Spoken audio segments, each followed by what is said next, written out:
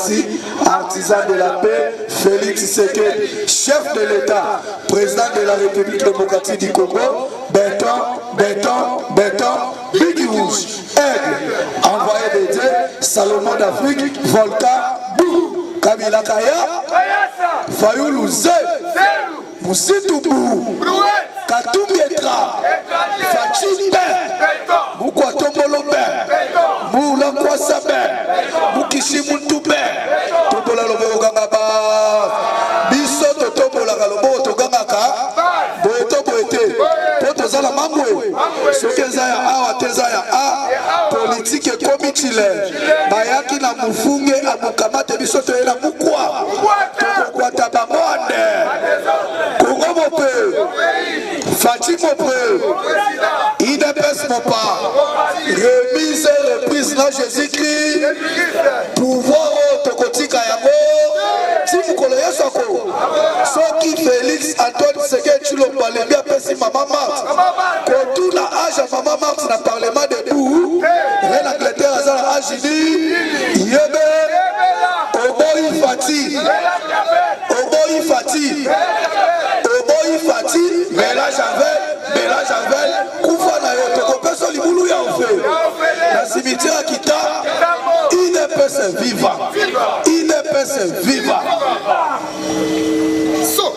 Tolomba qui tokokene la maroti na sou, Boeto Boete, Tima Kopakatamba, Awa Tomoni Evariste Bochab, IDPS viva, Evariste Bochab wa Bochab, Tamu Tolomba Kalamboka Oka, Ibaka 32 millions de dollars, Ebele Bachaka Temebe, Lelo Yewana komi ko négocier na Boutou, Pona Koka Kozongi Samboko, Poka na Tabu kwa Tezo Soyande, IDPS viva, Tolomba qui Soko Ibi, Loso Okobuka, Loso, Soko Ibi, Oibi Loso, Ekozala Telola Matata Ponu, Oyo Aibaki, Azufogo A, Ame Mayamona Bukanga Lonzo, Ekei, Eke Kubota Université na Maniema, Boeto Boete, Bochab Tango Ibaka Mbongo na Mboka, Oyo, Batebele Bachaka Tembe, Ezalaki Mbongo Utaki Braza, Boeto Boete, Ezali Mbongo Oyo, Bandeko ya Kongo Braza,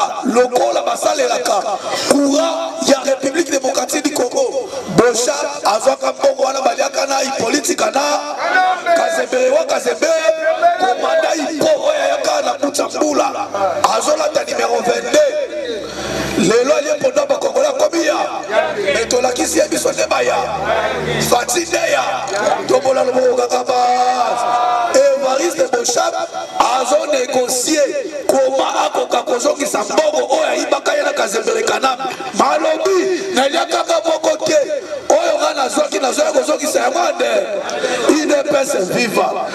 Papa, Lobi na Kamwe, Samedi, Olive Lembe lelo komi kondima Tshisekedi, eloko nini oyo bomba mina simako ya kondima oyo, Olive Lembe, Nalandi Olive Lembe, alobi Félix Tshisekedi c'est mon président, Nanda kuna ngai, ezala na chambre na ngai, na chaka photo ya Tshisekedi, ata mobali na ngai, président na yekomo na Félix Antoine Tshisekedi Tshilombo, wana Olive Lembe, mais ezali na mystère moko ebomba mina sima, Pape Azoya Awa, na mois de juin, ezali na baville mibale o papa kotambola, akokende, akoya Awa Kinshasa, après akei Goma, mais Goma zokende kosala nini toloba toloba te,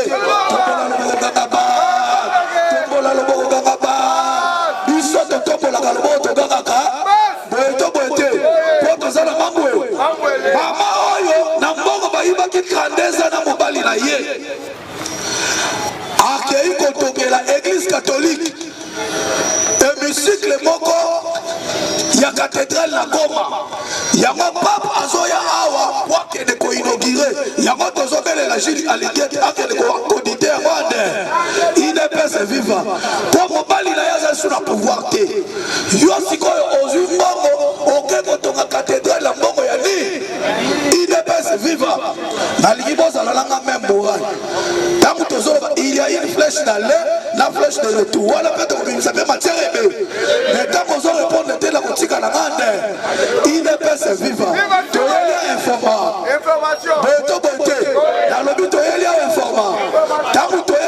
formation, il faut tant que tu as sa flèche aller, il y a besoin de se faire le tour en l'air. Tomoni Olive Lembe a quelque cathédrale.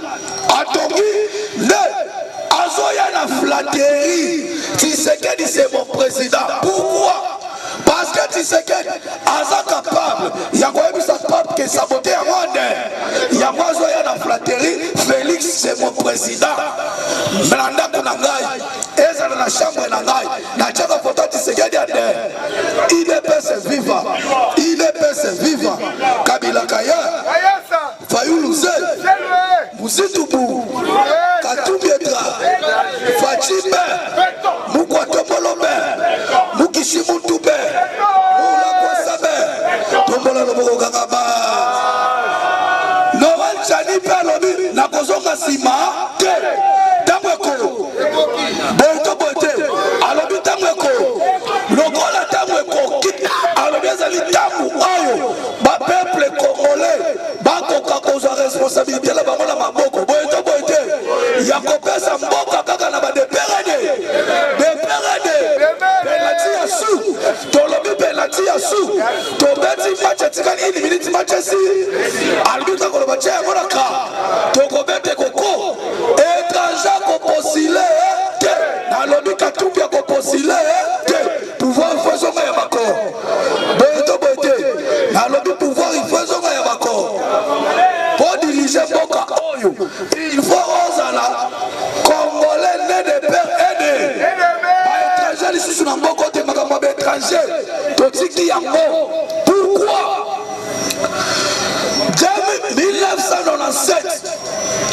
1997 il est ébané la makambo. Boito Boite. Ezalaki le 17 mai 1997. Toyabi Mouzé au libérateur. Azalaki mobomi yako. Boito Boite. Nalobi Toyabi Mouzé au libérateur. Azalaki mobomi yako. Aye koboma ba Congolais. Kokota ya Mouzé ti lelo ba Congolais ba kufiebe. Même ba guerre tozana mona est ya mboka na biso ezali Mouzé. Boito Boite. Pour Mouzé mutela ka biso politique na. Un enfant adoptif.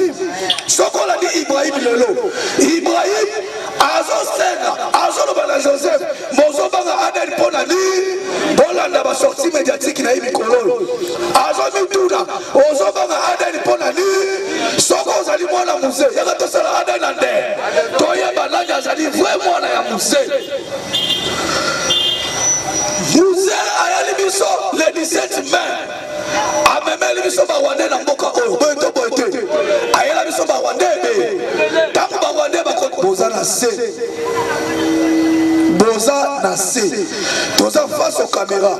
Batu Bakolanda Biso bipa ignorance. Il faut pas sentir que Awe Zali Baza IDPS. Boito Boite. Toza na Moke. Le 17 mai. Mouza Ayali Biso Bawande Awe. Avant 2001. Kaka bato amemaki neba bomaki ande en complicité na Kazeberekana yazala sokali yasala likapo a voyager vepe bomona ki bali sala bajana Tshisekedi à Afrique d'ici lelo passe Mouzé guerre bandi 1998 tangu oyo balingi basala coup d'état na Kiba Etienne Tshisekedi wa Mulumba wana Kabila Mouzé na Kiba Etienne Tshisekedi wa Mulumba abegi Kabila alobi zonga mboka soko zongi te bawande bazosala coup d'état c'est par là Mouzé zonga butu makolongulu ayela mboka oyo butu protocole d'état et évité Etienne Tshisekedi wa Mulumba asovaka Mouzé pour Mouzé azalaki de perede eyenda yela biso ba etra tokomi 2001 dans mois de janvier nde baye kokoma ye po bazwa Rwanda bapesa pouvoir Rwanda oyo mpe oyo tobengi Kazeberekana Nambe yende mutu a créé insécurité dans kati ya Congo. Pourquoi? Leur mission c'était que Bakabola Congo. asali 18 ans de pouvoir lelo tozwi mwana mboka na mutu ya mboka oyo alingi Kongo koleka batu nyonso boye to boye te alingi Kongo koleka ye moko nde tomoni lelo bakontrat oyo ezalaki impossible mpona koresoudre lokola ya Dan Jetler azokisi yango ande nalobi azokisi yango ande bapui pétrolier mpe minier nyonso oyo ezalaki okipe na Dan Jetler ezongi nde bozomona mpe awa barebele bazobima bango moko na zamba mpo baye kokomprendre ke makambo oyo bato bamemelaki biso yango ezali bapa biso tozali badeperede UDPS viva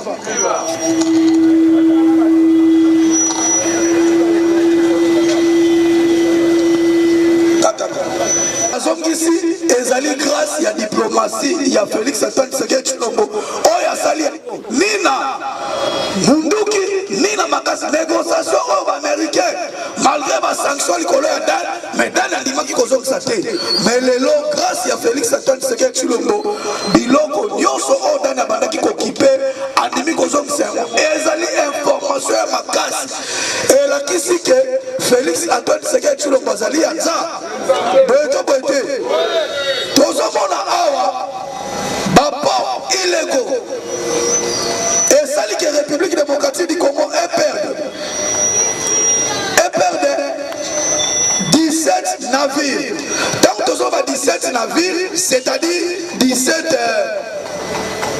17 bateaux oyo baport illégaux ezosala ke République démocratique du Congo perde 17 navires mpe na misolo SCPT azo perdre 6,8 millions 6,8 millions par mois oyo SCPT azo perdre mais papa comment mokonzi mboka apesi ordre ke bakanga baport illégaux lelo tozokende soki des heures si lelo baport wana ezokangama te mpona nini balobi soko omoni mwana soso azovimba na njuku seke mama na ye aza na si UDPS viva yango ntango tozokende maponami toboyi majorité ya sangisa boye to boye te majorité ya sangisa ifo esi donc topesa Félix Antoine Tshisekedi Tshilombo majorité oyo kopermettre ye ke soki apesi ordre batosi yango ande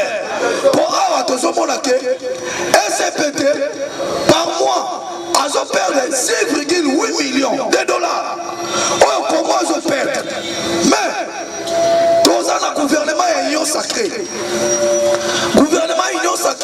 le numéro 1 ya union sacrée comme on Félix Antoine Tshisekedi Tshilombo mais sikoyo bandeko oyo bazotosa te mpona nini UDPS viva yango tolobi 2023 soki baponami ekozala il faut topesa Tshisekedi majorité boye to boye te tokopesa lisu majorité asangisa te boyebisa bato nyonso oyo baza na kati ya union sacrée awa tozali na mer rouge 2023 ezali mer rouge kaka ndenge mapinga ya falo bamelamaka na mai e classe politique oyo bozomona oyo classe politique oyo nyonso il faut bakota mai ya nde c'est-à-dire bakozonga lisusu te il faut tozwa bato ya sika ndenge nazomona bakombata awa baza awa lobi fo bazala baministre lobi fo bazala badepute boye to boye te estce na kati ya parlement de bato batanga baza te bato batanga baza te tombola loboko ganga base UDPS viva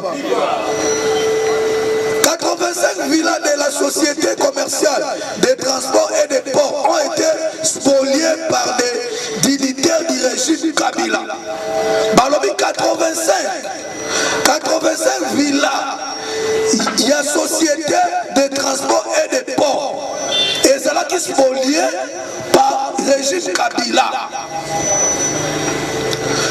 Kombo ya bato nyonso oyo bazali na yango ezali déjà transmis dans l'Assemblée nationale. Donc ndenge bozomona ex onatra ezali na 85 villas oyo batu ya kabila bazwa yango ekoma ya bango tolobi na régime ya Félix Antoine Tshisekedi Tshilombo makambo wana abu donc kopi eza déjà pas poso kodi tozozela awa soki rentrée parlementaire esalami le 15 ye tokolandela badossier wana batu nyonso oyo bazali na nsima makambo na bango ya place na bango ezali bolo boye to boye te nalobi bolo place na bango ezali bolo qui vivra ve IDPS viva IDPS viva Kabila Kaya Fayulu Zay Buzitubu Katumietra Fashibe Mukoto Molobe Mukishimuntube Ituri FARDC ont repris ce vendredi 4 mars le contrôle du village Aouda, localité dans le territoire de Tchouk, qui était entre les mains des rebelles Kadeko. Bandeko ya Kadeko oyo basali ba bêtise be bazu même Thomas Lubangu bazu bakangi en otage FARDC to betela no armée na biso maboko Lubo ya kasha lubo ya kasha malobi akozonga nsima te ayaki batindaki ya la mission epa commandant suprême oyo tobengi mokotombola okisi mutu Félix Antoine Tshisekedi Tshilombo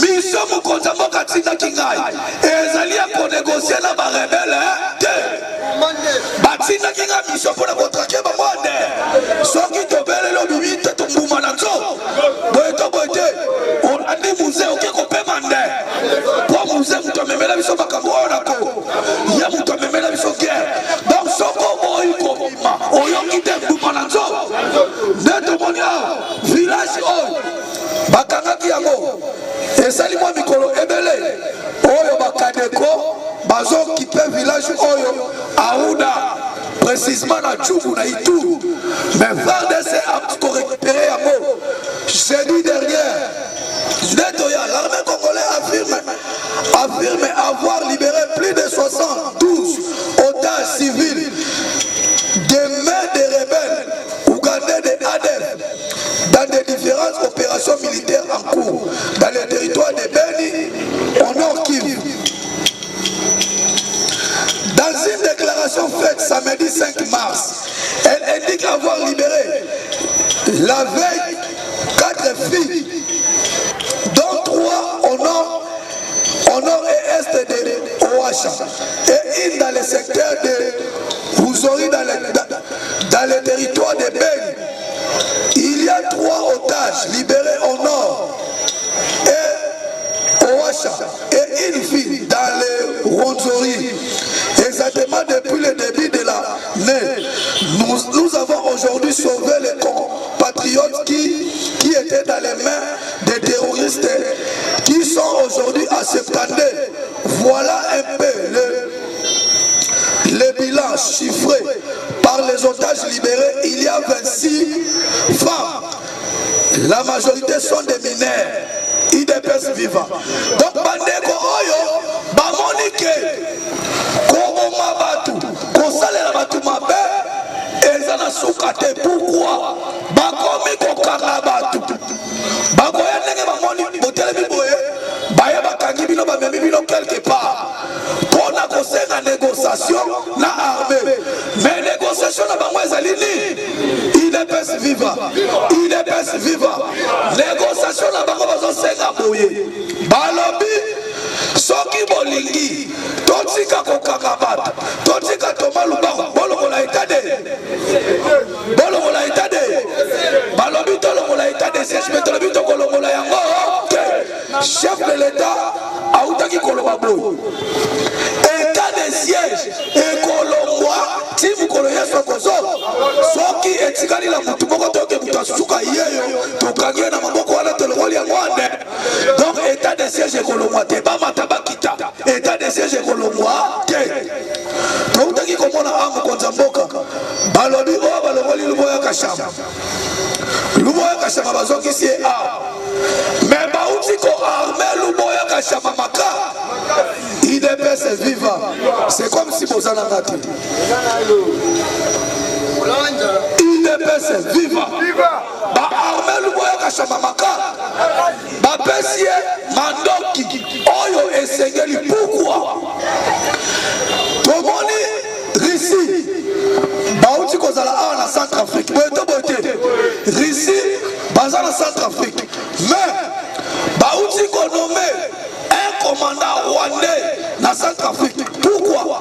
Calcul ya Kagame a dit que quand on a nord-pest Kivu a Kokokali sous-souté. Bon, là, on a bien. Nord-pest Kivu, ba calcul là a Kokokali sous-souté. C'est par là Kagame a nommé un général rwandais à Tchèque, Centrafrique. Pourquoi? Dernièrement, Baoutaki Kokota a Mboka Oyo, à partir de Bangui, Bakoti Kuna, plus de 4800 Centrafricains. Oyo, Bakotaki, mais chef de l'État Félix Antoine Tshisekedi Tshilombo a recommandé l'armée Babi Sabamwande. Bino Boye Kosalani, Ote Tokimi, insécurité, et pas la mission de Centrafrique. Boye Kolukani, Bazok Sibamwande. Nelu Boye Kashamaya Kiao, Tamwaye, Bazui, Ba armée, pour à contrôler côté qui s'en Nyonso Oyo, côté Nyonso total et Sika Mouto côté, Oyo Kota Zala Kumananzo. Parce que Kagame a si à comprendre que Nanon, Pessid Kivu, n'a pas sous armée congolaise d'elle. Les Balingi va côté la boue, côté à Centrafrique. C'est par là, bah armée Luboya Kashama, pour la Oya Komeka, Agoyokanid, la lobby Oya Komeka, Agoyokanid, il est personne vivant. Il est personne vivant. Souci à Kagame, et Zalikaka a occupé Congo. Souci là, Nazo Sabino Lelo, 2 ans ils sont belés. 2 ans ils sont belés. Beaucoup moins là que Rwanda Bozoga Rwanda, Zale Kokota Maka. Ressources à Rwanda. Et Badaki Kobimela, na Congo. Précisément, na aéroport Otobeki Boga. Boga, ils ont place Babandaki pour ravitailler. Barebe. Babandaki peut Kobimisa Bozu à Congo. Kamombo Kawe Kokota na Congo 86 fois. Rwanda. Et Kokota na Congo 86 fois. Mais, encore mes premiers producteurs, il y a un pays à constant la monte. Lélo, économie rwandaise qui timaka, il y a un Kagame allié changer le système. Alors, on a nord, Pessid Kivu, Balingi va semer insécurité côté Kisangani, Centrafrique, Équateur, pour pas semer des ordres côté. Mais déjà, tu es déjà bambo. Donc, nous chef de l'État armé, apprécié ma coquille, coquille, pena basoda, oyo bakosala musala wana mala, IDPS vivant. Congo ya parti ezali Congo ya kosakana nango te. Tomoni awa, Poutine, lobby dimanche, bazalaki na entretien na Emmanuel Macron. Oyo ezali 4e fois basolola yena Macron. Pona koluka komema kimia na kati ya Russie. Mais Poutine alobi akotika te yazo kende tina suka. Conversation na yelobi na Macron. Et tombé si Macron alobi na yelokola yozo kate kota. Mais komeka ko toucher ba centre nucléaire soko ko bombarder komeka ko toucher ba centre nucléaire te.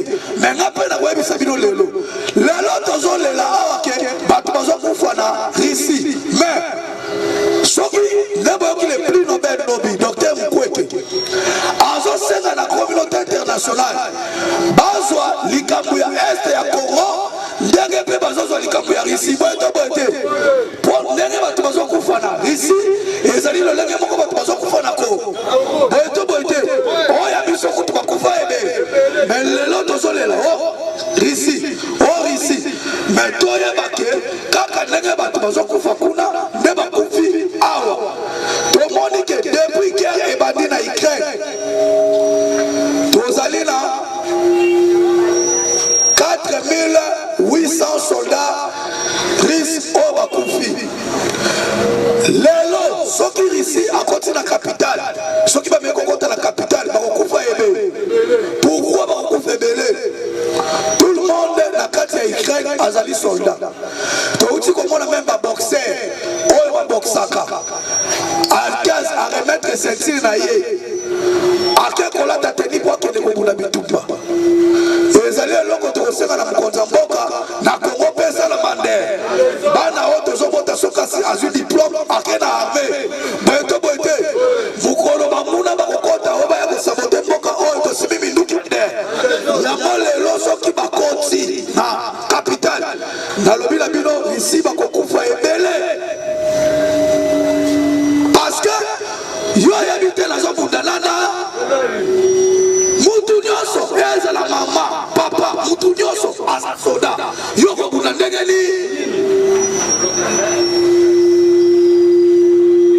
donc Poutine azali na problème sérieux na makambo oyo. Hier le ministre russe des affaires étrangères a demandé à l'OTAN et à l'Union européenne d'arrêter de livrer des armes vers l'Ukraine, expliquant que des missiles Stinger pourraient se trouver entre les mains des terroristes IDPS vivants. Awa tozomona ministre des affaires étrangères Russie-Ukraine, hier le ministre russe des affaires étrangères a demandé à l'OTAN, enseigner à l'OTAN, à stopper qu'on livre Minouki. Pourquoi? L'information est ezali que OTAN, sikoyo, demutu azopesa na Russie bibundeli et Ukraine bibundeli on a pas quoi attaquer. Raison il va pousser balobi boy balobi ezali là-bas.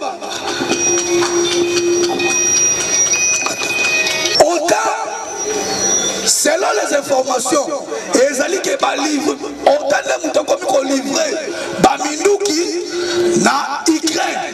Mais nazo répéter ko loba bino ke lelo soki Poutine amekika kokota na kati ya capitale ba kokufa ebele.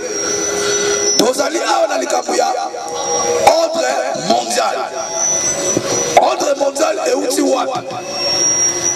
Ordre mondial euti après deuxième guerre mondiale. La deuxième guerre mondiale, bon on a bien. Deuxième guerre mondiale, Europe, ezalaka touché ma casse. Europe, bandaku ebele et bukanaka. Europe a perdaka batebele, à l'exception de l'États-Unis d'Amérique. États-Unis d'Amérique, Azalaki touché l'Europe a touché la deuxième guerre mondiale. Maintenant, l'économie américaine est à l'icolo. Qu'on ne vous trompe pas, chers combattants. Les alliés dans l'armée, mon côté dans le monde, oyo et dans l'armée américaine. Armée, elle bosse à ma casse dans mon kili. Les alliés armée américaine. Économie, il y a ma casse dans mon kili. Les alliés économie américaine. Signaki ordre mondial oyo États-Unis de abandaki ko chapeauter lelo mikolo la zone ko kende pena na ba théâtre te ba masapoter la zone besoin ba combattre ba comprendre quelque chose boyeto il ne peut vivre tant ba signer ordre mondial oyo États-Unis azali kolo ba pays nyonso oyo bazalaki na si mais lelo tozomona la guerre, il y a ici, la Ukraine, ils ont provoqué, va changer nouvel ordre mondial. Nouvel ordre mondial, oh, Nani Oyo a menacé les États-Unis actuellement. Les alliés Russie, les alliés Allemagne, c'est la Chine. Chine, les ont menacé les États-Unis d'Amérique. Chine, les gens ont puissant.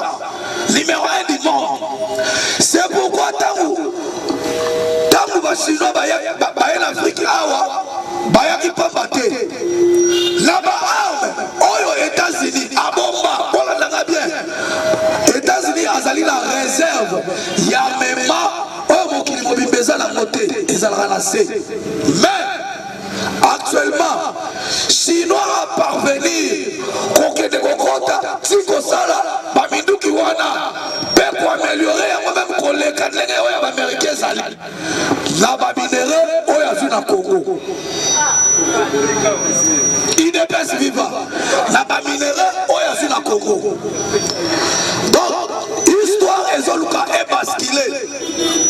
Soki États-Unis asali attention te ezali ndenge Etienne Tshisekedi wa Mulumba alobaka na ye alobaka na baaméricain soki bozokata likambo ya Congo te bokokoma faible boyete soki bozokata likambo ya Congo te bokokoma faible bandeko makambo nazoloba na bino awa nazosaba jete soki nasikorage awa nakotiela bino yango bolanda parce que natie na tongo awa batelemi kuna bazosala badeba. Ok, solo le président il y a une information mais il n'y a pas président. Na combien de système na tongo soki na ye ba information na zui o na zui makasa na zo changwa futu nyoso zola mais ba moninga na ye na information ye kuta so benga baba basa kuna ba so ba débat. Donc ordre mondial ezolié basculer Chine soko ila mbongo Chine a commis la mbongo ebe technologie pe chinois et commis likolo eza le loko oyo bakobangisa lelo chinois te. Donc guerre oyo ozomona o Poutine azobundisa Ukraine bazoluka Ukraine te guerre eza na avantage ya Allemagne parce que na Europe oyo azali na misolo ebele ezali Allemagne. IDPS viva oyo azali na misolo ebele koleka bato nyonso na Europe ezali Allemagne. Tozali la africain armée américaine siège nango ezalaka na Allemagne. Depuis deuxième guerre mondiale bandeko oyo bafonga États-Unis te bacha base na kati ya Allemagne. Tango ordre mondial oyo tozoki changé Chine mutu azokoma numéro 1 azali soutenu na Poutine bazali na besoin ya kosilisa makasi États-Unis. C'est ça troisième ordre mondial oyo bazolinga basigné actuellement IDPS vivant. Mais guerre oyo et na conséquences ebele guerre ya Ukraine oyo tozali na quelques informations autour awa.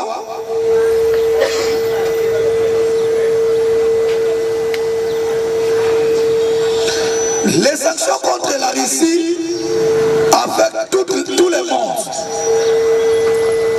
Le prix de l'essence est en euros 1,51 par litre. Dans les supermarchés, il y a des produits qui sont devenus invisibles ou rares. La facture du gaz et électricité qu'on payait 1200 €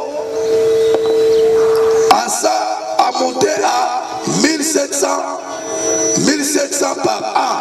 La Russie n'est pas le Soudan. Il est bien vivant. Donc, quel oyo et même pas problème les bébés, les beaux sentis même pas la mission. Et ça, c'est ça comme Tamaka. Boeto boete. Donc, problème il y a ici oyo et touché mon kilimo bimba. Litre il y a ligne à essence et ça là 1,51 par litre. Dans les supermarchés, il y a des produits qui sont devenus invisibles. Donc, guerre oyo et ça que même dans les supermarchés, Babylone est comme invisible. Essence et mati, gaz et mati, et le moins la 1200 c'est comme la 1700. Donc 500 et baki sami. Tous ceux qui devoir, tu voyez basuka na yango.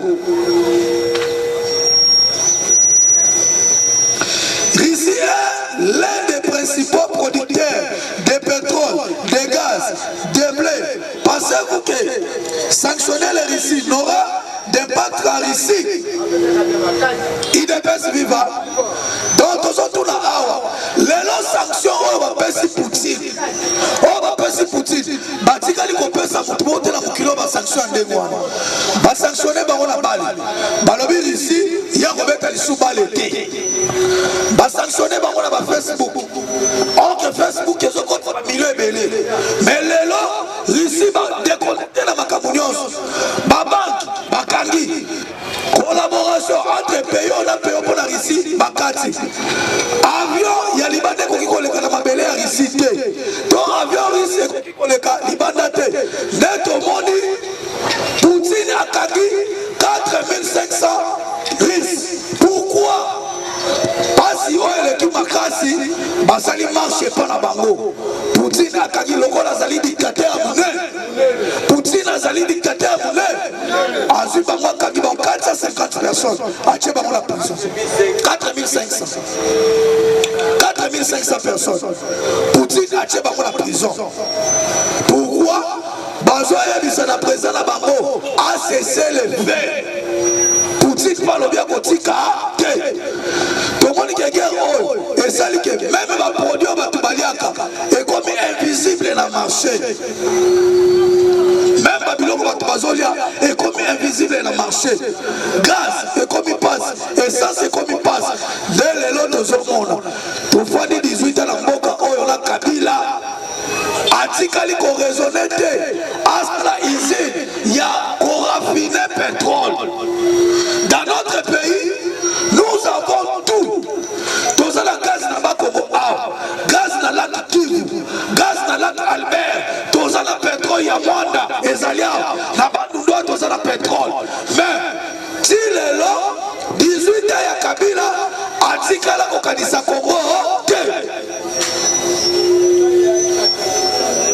Yango moni lelo denge dans Tesla auti kozongisa ba prix pétrolier ba congolais buko tombolo kishimutu et pas yazali toyebi ki akosala nyonso poto koma na izini ya raffinage ya pétrole awa na mboka oyo boyeto boyete poso ki ya biso moko ezalaki me makambo oyo lelo oyo mokili ezomona tozomona yango te tozomona yango pourquoi parce que pétrole oyo biso toza nango tozo utiliser ezo uta libanda mais na mboka na biso tozali na nyonso. Le Congo c'est un don de Dieu. Notre pays c'est un don de Dieu. Nous avons tout dans notre pays. Congolais koki kozala boyete, Congolais koki kovivre boyete.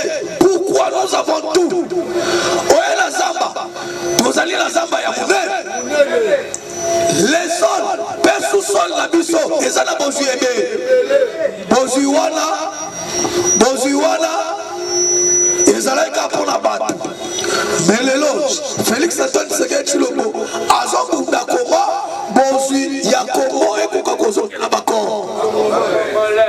Bozui Yakomo et Kokakozo qui n'a pas corps. Nebi Tumba, Tata et Kolazanango. Et ça dit que Moka, Basiba Pesaka Bapaya. Yosu Lokola, Oya Utikozo Sodan, dans Tesla. Contrat ce qui a 35 ans.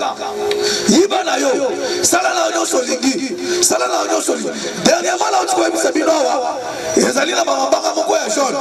Oyo, Toeba Kitina na moté. Ok, Ezali ba bien apprécié. Ba chinois ba bandi copier ya Mikolo na Mikolo. Ezali ka Mikolo, on a découvert que Ezali ba bien apprécié. Dès que vous contrôle la yango. IDPS vivant.